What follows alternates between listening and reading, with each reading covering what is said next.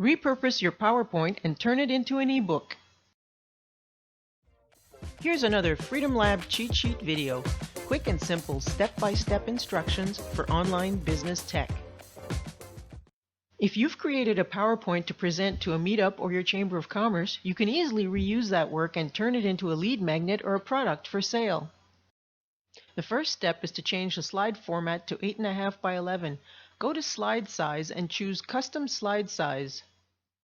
Select letter paper and change the orientation to Portrait, then OK. Now choose Ensure Fit so that everything stays on the page. It won't be pretty, but it'll still save you a lot of work. You can see that the font is very small and the layout isn't great. By changing the font size and moving elements on the page, your work becomes much more presentable. What I did here is change the font size one page at a time because the author of this PowerPoint added text boxes individually to each slide, not taking advantage of the slide masters. Still, it's better than starting from scratch. If the fonts used are part of the presentation theme, you can go to Design, and in the section where you see your slide color variations, click on Fonts, then Customize Fonts.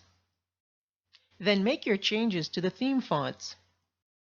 If the fonts are part of the master slides, you can change them there as well. But here I make the changes manually.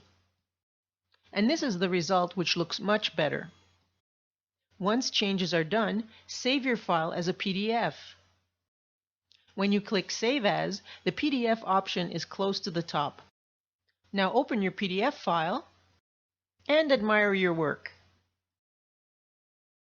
Wishing you all the best in your online venture adventures. I'm Marie Watkins with Freedom Lab.